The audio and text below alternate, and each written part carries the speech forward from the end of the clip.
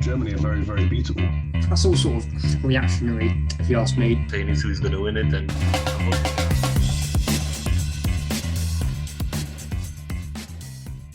And welcome to the Football Lab podcast, our fourth episode of our Euros mini-series with me, Christian Brookes, James Spencer and Pete Mielczarek. This week, we're going to talk about England's game against Germany on Tuesday. Wales are out after their loss to Denmark, and Italy scraped through after their game against Austria, which went to extra time, of course. Let's get started. Our team of the week is Italy, and we're going to start off with them. Obviously, they drew in normal time with Austria, 0-0, and then really really got going in extra time, and they went 2-0 up. Austria brought it back to 2-1, but not enough to get them through the quarterfinals. So, what do you think about that? James, what was your take on the game? I think Austria were quite surprising that they took Italy all the way to extra time. And I don't know the exact stat, I think it was something like 1,200 minutes nearly that Italy had gone without conceding a goal when they did. So Austria gave them a real scare, but Italy look like they could be real contenders now to win the Euros. And I think Roberto Mancini's done a really good job. They're 31 matches unbeaten now. And it looks like he was a very good coach for club level, and he's taken that onto the international stage. So Italy are playing as a team. They look like they really like playing with each other, and I think that they're serious contenders now. Yeah, the 31 games unbeaten is mad, really. You think that goes back so far now, and last World Cup they weren't really outstanding. They didn't do amazingly, and they kind of turn it around now, and the groups are so outstanding, winning all three games, and now they've at least carried that through in order to get through to the quarterfinals. So, what do you think, Pete? yeah, I agree with James. Italy is a strong team. I said it before the Euro started. I'm saying Italy's going to win it, and I'm hoping they will, because the defense is really strong. Yeah, they did concede a goal against the Austrians in the game in the weekend, but you have to respect the rivals now. If you finish the group stage, for me, Austria surprised me when they finished second over Ukraine, because Ukraine played really well against the Netherlands, and they lost to Austria, Ukraine.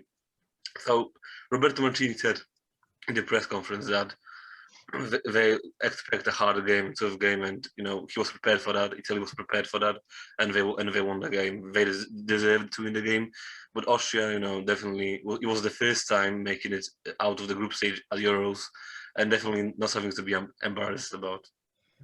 I feel like it just shows as well how many shocks have been pulled up in this tournament. I know they got through, but in the group stage they were so dominant and cruised through. You'd think that they'd just walk it against Austria, but they really didn't, and they could have lost if Arnautovic had been onside for his sort of offside goal in about sort of 60, 70 minutes. So I feel like it maybe shows that their group, it wasn't really as strong as some other groups, and the reason why they did so well is that they had a fairly easy group that wasn't particularly sort of tough. And now, so maybe when it gets to the quarters, that will show. And now Italy will face Belgium in the quarterfinals. Belgium managed to beat Portugal as well, so those two teams will now meet in the quarterfinal. Do you think it's going to be an interesting game, Chris? It'd be interesting, yeah, because I think Italy, and like I said, that unbeaten run stems a lot of this from qualifying and the group stage of this tournament, which is also against sort of fairly sort of poor teams. Well, not poor, but not Italy's standard, and they're going to have to beat bigger teams than that in order to get further on. Mancini, I think, is a good manager. He's okay, and he's done really well with Italy so far. So you never know, he might let out the bag, but certainly if you think of like Euro 2012, that was almost up there sort of high point in the last 10 years, and it's sort of been a downhill slope since then. So perhaps they'll be able to turn that around now, I don't know. Yep. They won the World Cup in 2006. So But that was 15 years ago, James. but Giorgio Chiellini's still part of that team. Spain won a World Cup in 2010. You know, James. Brazil won it in 2002. England won it in 1966. What I'm trying to say is that it looks like their time has come, which I think it has, and they will. They will be now the new force. Spain were the force, the old force, and then the force after that was Germany, and then France took over, and now I think it's Italy to be the new force. Yeah, but as well, if you look at Belgium, to be fair, Belgium are lucky to be in a quarter-final. They were so bad against Portugal. They had only in the first half they made some chances. Lukaku absolutely poor, and Portugal had like 20-something shots compared to like Belgium had less than 10.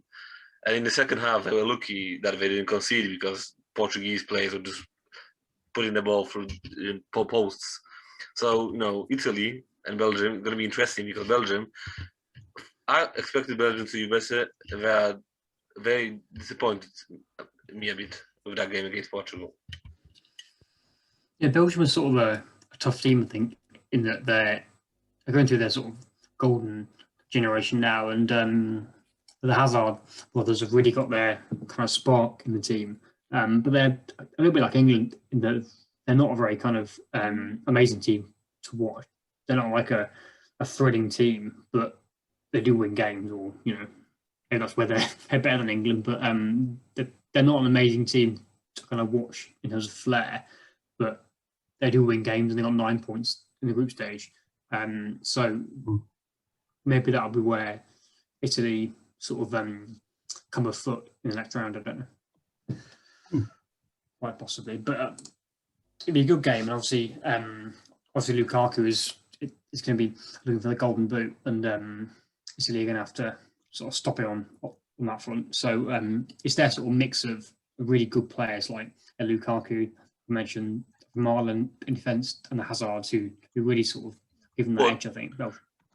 But also, Belgium has some injury problems because Kevin De Bruyne is unsure to play the game, as well as Eden Hazard is unknown if he's going to play because both of them were injured during the game against Portugal. If De Bruyne and Hazard doesn't play, that's going to be weakened. It will weaken the Belgian team by, I think, 50%. Mm-hmm. I think Italy, though, at one point, well, at the start of the tournament, I certainly wouldn't have had them as favourites to win it. But before the game against Austria, I might have said then that, maybe they will win it. But maybe now it looks like they're more likely to sort of go out in the quarterfinals, and not impressed as a lot of people would hope they would. But like I say, I think Mancini is a good manager for them. If he didn't do well this tournament, I'm sure he'll be able to build for Qatar. It's only next year now. So it'll be interesting, I'm sure. And, You got any final thoughts, James? Yeah, so I think whoever wins this match between Italy and Belgium will win the tournament. That's what I think. Not England. Cool. Not England. No, I think that they'll lose to Germany, even though Germany are very, very beatable. Like, it's very simple. Just beat them at home. Very simple. It's not like they're. It's very simple. It's not like they're the best team in the world. They're beatable. They're beaten by France, beaten by Luxembourg. No. They're not the best team in the world at the moment. Germany. Yeah, they're not. Yeah, I agree. I agree with you in that case. But look at Belgium. Belgium were lucky to win against Portugal, and Germany ate Portugal alive. Portugal was nothing in that game. Mm-hmm. Yeah, but they also struggled against Hungary, man. 2-2. Yeah, but losing Germany, for large parts. it's hard to predict. Hungary even impresses a team in themselves, though. Hungary is a team as by themselves. Have done really well. Drew against France as well. And, draw against France. Held Portugal for about 80 minutes or something. So they've not really had a disappointing game. I'd rather face Germany. I'd rather face a Germany than a team that's winning every game on the run, like Italy, Belgium, and Holland. But they're out now. So yeah, we can. I think we can get to Holland because Holland are absolutely disappointed. Yeah. I Shall we think move what on, we'll do guys? next is, yeah, Portugal analysis. we've talked a lot about it. Let's actually we go into talked much detail. about it. The Belgium beat I thought Portugal the 1-0. point to have all that attacking talent. There's a tweet to have João Felix, Ronaldo, Bruno Fernandes, Diego Jota, and still not be able to score. I think Portugal did everything they could in that game. I think they were just unlucky. I was rooting for Belgium because I didn't want Portugal to win again. But yeah, they were unlucky. They were better. They were a better team. And Belgium is unlucky with the injuries. Yeah, and the thing is, that was such a good goal from Thorgan Hazard, and he's probably took the limelight off his brother. That was a great goal. Yeah. Hazard, great goal.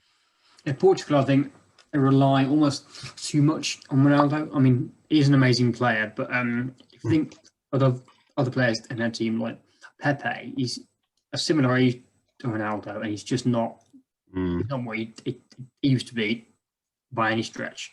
And you can have a good player, but you need a team around them who also kind of is able to support that player. I think it showed last night where it just weren't good enough in the game. And like you say, it wasn't an amazing game in terms of excitement, but Belgium scored more goals, and you have to do in football.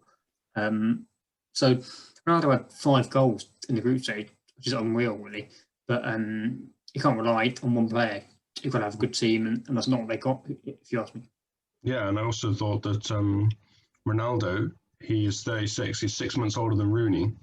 It says a lot, really. Rooney suffered burnout, and look at Ronaldo, he's still trying to set high standards for himself, and he's still pushing himself to be the player that he is and be the best. Yeah, but Ronaldo is a total different person than Rooney. Ronaldo and Rooney are different levels. Sorry, Rooney was never at a level that Ronaldo is and was. Sorry. Yeah. No, you're right. Absolutely. Yeah. Ronaldo's been a top player for 15 years now. If you go to like 2004 Euros, he was always like a star player then, and that's like in the final, 17 years ago. But like Jadon Sancho was not even one then. Ronaldo was still like one of the best players in the world. So it shows what sort of length of a career he's had. But it's Lukaku as well, I guess. That game, it was almost like Lukaku against Ronaldo, and they might have been the two sort of golden boot contenders, and Lukaku's really good. Is it Lukaku? Ronaldo is out now. Is it really Lukaku? He didn't impress me against Portugal, and you know who's leading right now? Is it the Czech player Patrick Schick? He had 4 goals. Ronaldo's got 5, hasn't he? That's still Ronaldo, I think. Yeah, I know. You just assume that's probably not going to be enough to get the golden boot. I like Patrick Schick. He's good. No, wait. Let me check. I thought that Lukaku. I like Lukaku, but I don't think he did well. I don't think he was working hard for the team. Everyone was getting back. Everyone was scared Portugal were going to score. They did fear them because obviously they were the defending European champions. But Lukaku just was lazy and didn't move. Yeah, you're right, James. Run back. Help your team out. Instead, you're at the halfway line. You need to go help defend. You're right, James. Yeah, Ronaldo's leading with 5 goals. But Ronaldo's out now, and Patrick Schick against Denmark. Exactly. It's not inconceivable that he can still win golden boot, I suppose. I mean, if you look at other tournaments, the goals that the golden boot winner scores normally come from the earlier stages. So if you think of Harry Kane in 2018 World Cup, I think 4 of his 5 goals were in the group stages. So it's possible. Well, if England wins against Germany, they have an easy way to semi-final because they will play Ukraine or Sweden in the quarterfinal, and then they will play either Czech Republic or Denmark in the semi-final. So well, let's move on to that game then. It's a really good point because Germany is it's Tuesday night, 8:00, and I would say England are better on paper. England have got a better record so far in the tournament, and Germany, if you look at the last sort of 4 years, haven't really impressed.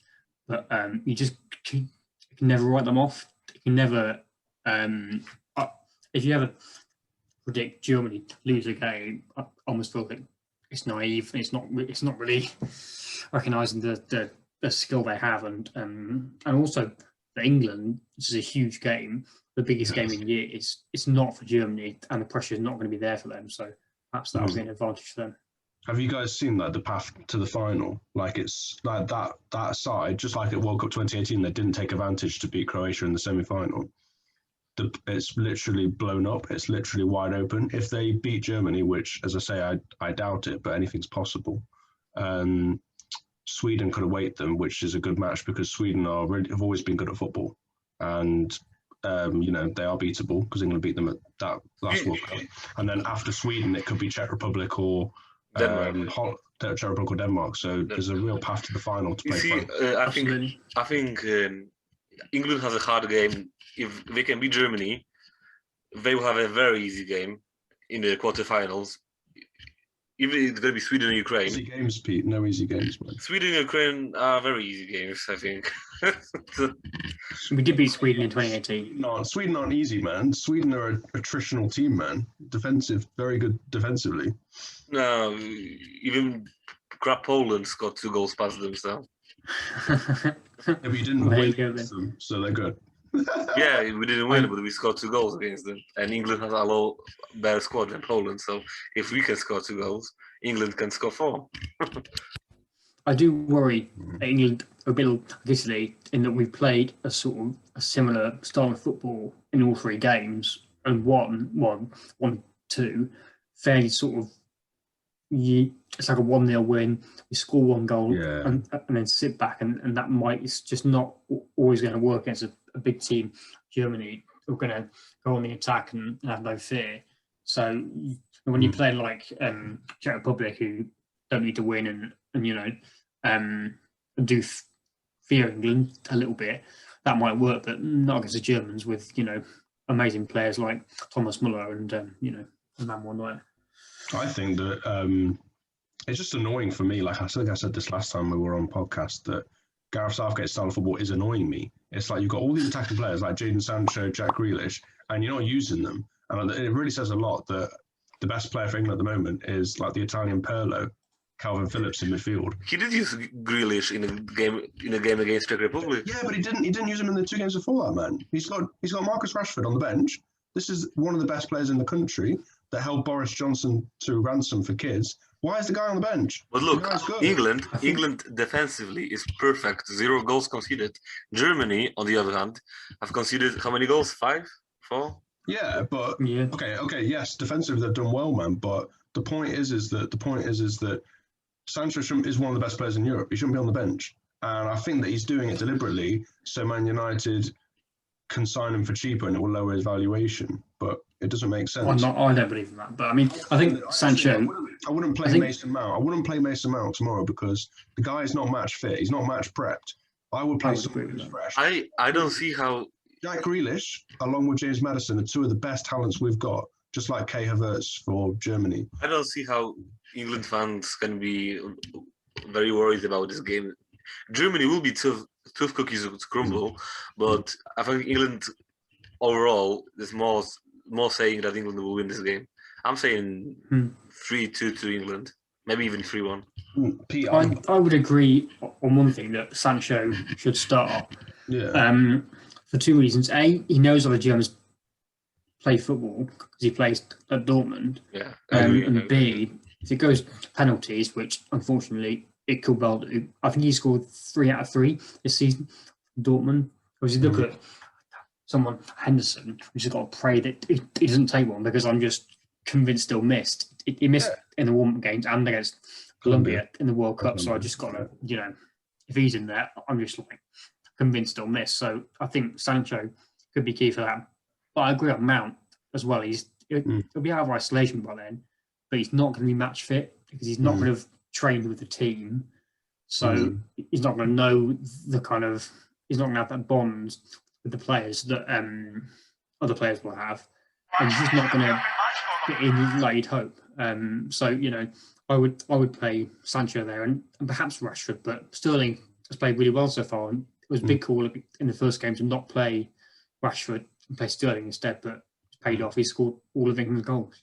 Yeah, but I think that it would freshen things up if you swapped Rashford for Sterling. he brought Sancho in for as well, and I think that Grealish has played really well last match. So does Saka. Saka should be undroppable now. Like for me, I wouldn't have brought him to the Euros. Southgate did, so credit to him for that. I wouldn't have played him against Czech Republic. He did, and he played really, really well. Obviously, he scored in that game, wasn't it? Did he score against Austria? Or was it Romania? Yeah, Austria.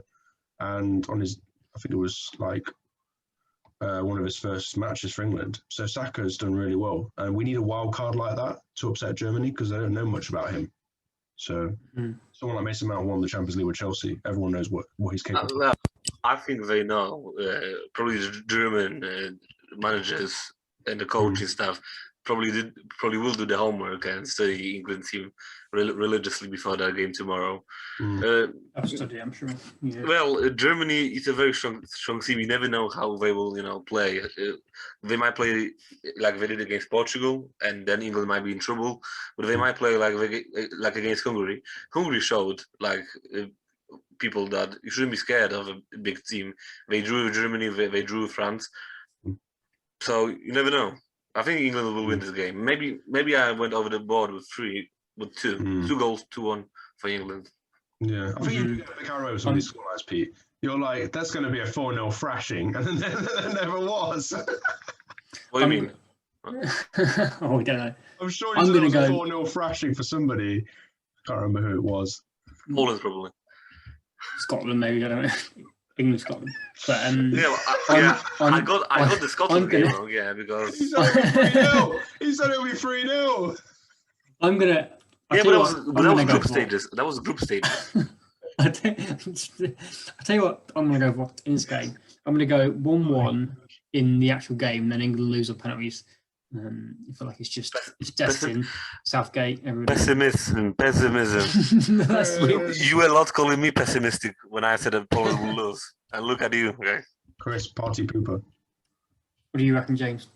What's your prediction? This is what I think. This is how I think it's going to happen. I think England are going to play stodgy defensive football, pass it back to Pickford, and it's like, go forward, not back, go forward. I think they're going to do that.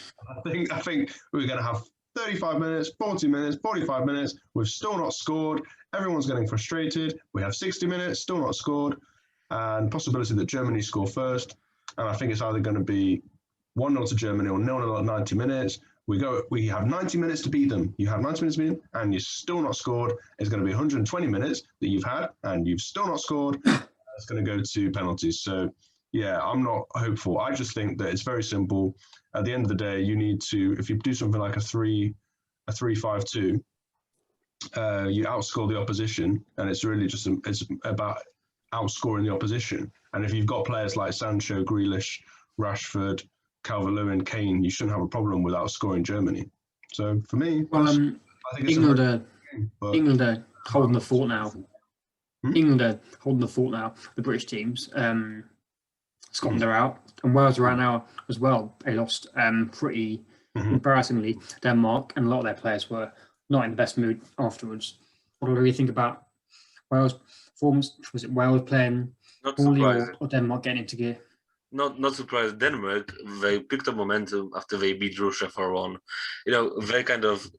They are fine now because they know that Eriksen is alive and well, so they are now playing for him as well and for whole of the Denmark. I actually want Denmark to win. Like, my heart is for Denmark to win this competition. Wales, they actually impressed me in the group stages because after the game against Switzerland, where they were struggling, they managed to finish second in the group and go and play in a knockout stages, and fair play to them. But I knew it wouldn't be another repeat of Euro 2016 where they made it to semi-final. Denmark definitely didn't surprise me. They are a very strong team with, Team Schmeichel, Kasper Schmeichel. Very good team.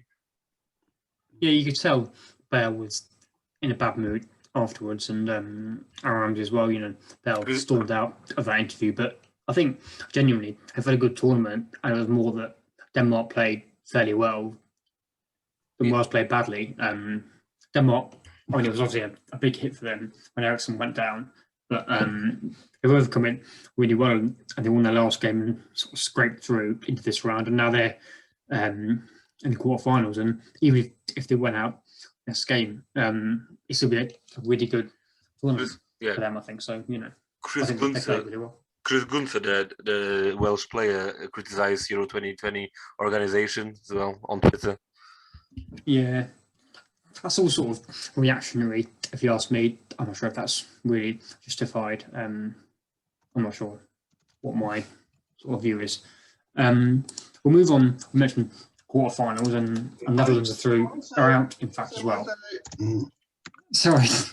Yeah, something to say, James. On Denmark, I was just going to say, sorry, that well, they scored twice in the last I think 5 or 6 minutes to make it 4-0. So I think the scoreline did flatter them a little bit, but I think that, well, they did create a few chances in the first half, Wales, but they didn't play anywhere near the level that they played at the last Euros or that they're capable of. And I just want to say huge well done to Denmark, because they did look down and out after 2 matches. The Finland loss with what happened to Christian Eriksen, and then the game when they lost 2-1 to Belgium when they played well. So the fact that they came back and won 4-1 against Russia, they had to win. And to win 4-0, they're striding into form. And if they win the Euros, I think everyone will be really happy, like they did in 1992. So. Yeah, well, like I said, Netherlands are out as well now against Czech Republic. They lost 2-0, and it all sort of turned, if you ask me, on De Ligt being sent off, and that was kind of a turning point in the game. And after that, it looked like it really sort of didn't do very well. So, what do you think of that? Yeah, I think that Holland were heavy favourites going into that game, and I think they were quite arrogant that they thought that Czech Republic would be a pushover. And people have been saying that Czech Republic aren't very good, but actually, like I've always thought, have always been a very good footballing nation, and they do have good players. I mean, I didn't know they would get to the quarterfinals, but it doesn't surprise me that much, because they're a good footballing team. So well done to them. They played a very good game against the Netherlands. I think the sending off was critical, but I don't think it was the only point.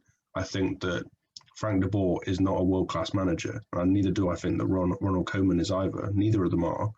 If they have someone experienced like Guus Hiddink, who knows what they're doing, or Louis van Gaal or Bert van Marwijk, or a legend who has a better grasp of the game, like Philip Cocu or Giovanni van Bronckhorst, they could have easily probably got to the quarterfinals, maybe the semis, and more could have been done with this team, could have maximised the potential of that group.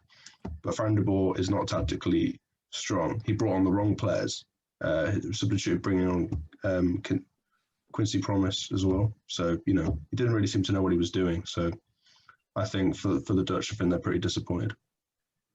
Yeah, for me, it was surprising. I didn't expect Czech Republic to knock out the Netherlands. The Netherlands, especially after the group stage performance, they were riding high. Maybe you're right, James. Maybe they did ignore Czech Republic, who finished third in their group. But they forget how Czech Republic played against England. England struggled. They only scored 1 goal against Czech Republic. Czech Republic also should have won against Croatia. I think they were better than Croatia, and they drew 1-1. Patrick Schick scored 4 goals. I think what the most impressed me about the Czech Republic is the defense.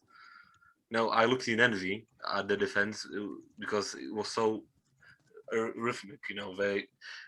The Dutch players couldn't get through, except maybe for one situation when Donny Malen should have scored.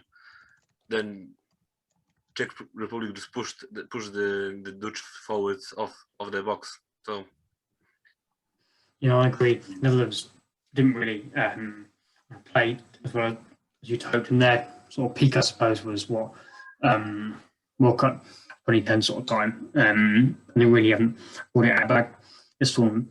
The Czechs played really well as well. I mean, they did really well in the group stage, especially that goal against Scotland. But that was it, I suppose. And Czech Republic, I'm not sure if they'll go through the semi-finals now, but certainly done very well in this round.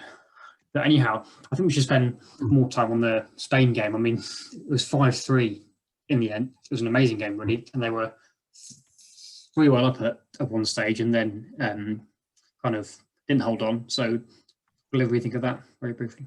Well, I was in town doing jobs, so I have to confess that I had to put my weekly schedule first. So I missed it. Apart from I did in Eddie's room. Eddie, our amazing editor, by the way, video editor. I did see the breakaway goal for 5-3, but I didn't see anything else. All I can say is that also Spain are beatable, and they're lucky to get through this game, especially being 3-1 up, going to extra time. That Croatia got back. Yeah, I agree. So I think Spain are beatable, but they'll be on a high now. So. Yeah, Spain are very easily beatable. They have one more game and they're going back home. I don't see them. Well, I assume France will make it past Switzerland, and I don't see them pushing for France. Sorry, Spain. They were 3-1 up. How can you give that advantage in the 85th and 92nd minute? You just can't. You're Spain. You're supposed to be a bit more organized, definitely tiki taka. I think Spain's tournament hasn't been good overall. If you see the games against Sweden, they struggled. Against Poland, they struggled. Yeah, they had a good game against Slovakia, but one game, and now against Croatia, it seems that it's going to be an easy win. But then, Croatia, definitely, I have to give them credit because I thought they gave up. And then all of a sudden, in the 82nd minute, they started pushing forward. And Luka Modric doing the crosses and Berkalo, Orisic, very good. Yeah, I think Spain did play well against Slovakia in the group, but they're not going to be enough to beat. And I agree, France are going to go through, if you ask me, to beat France. They're not a bad side, but it's I think it's their first knockout stage match they've won since the Euros in 2012. I might be wrong, but I think that's right. And it just shows that we really haven't got the sort of panache now of the when it was like Casillas and David Villa and David Silva and Torres and everything. Morata is definitely disappointing. Yeah, he's not really performed like a lot of people said he would. So I think they'll go out against France, but Croatia gave them a good game. It was 3-1. You really thought they were out of it, and that was it. But brought it back, and to their sort of credit, they gave them a really good game, and they'll be tired of Spain this France game. So that's one thing to bear in mind. What do you guys think the games France, Switzerland? Doesn't Diego Costa play for Spain? He's an absolute goal machine. No, well, he does play for Spain, but I didn't see him in this tournament. I think he hasn't been taken. He's a good player. He scores goals. I mean, he's got a bad temper, but he's a goal machine. Yeah. I was just going to say, do you guys think Croatia missed a chance to beat Spain? Yes, I think we did. I think we did everything we could with coming back from 3-1 in the last minutes of the game, and I think they were tired. They are very experienced side, very mature. So I think we did the best they could, and I think every Croatian fan should be and has to be proud of them. Yeah, just I thought that Chris. Yeah, I think Chris updated me when I was in town. He said that it's 3-0 Croatia in the driving seat now. Or he said Croatia in favourites. Yeah, it was like that. It was like that. I thought Croatia was closer to scoring 4 goals. It was like Croatia definitely closer to quarterfinal than Spain now. And then all of a sudden, Spain did the magic. Oh, yeah. We've touched on France, Switzerland as well. We're almost out of time, but I want to just mention Sweden, Ukraine as well before we go. Who will play England or Germany in the next round? Who does everything will win in that game? I think France will win 3-1 against 3-0 against Switzerland, and I think Sweden will win 2-1 against Ukraine. Okay, I think Sweden will win 2-0 against Ukraine because Ukraine were really lucky to go through, probably most out of the third place teams, and yeah, France will beat Switzerland 2-0. I would say I think Ukraine will go through against Sweden. I'm going to go extra time 3-2 or something.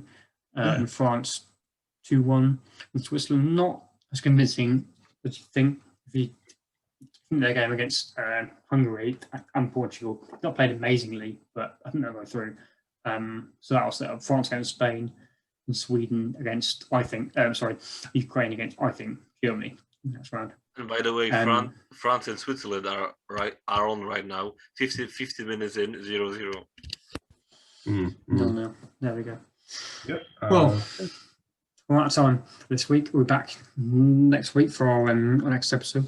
We'll talk about quarterfinals, summaries of them, and we'll be on to the semi-finals in that week as well. We'll see you then for the next episode. Thanks for listening.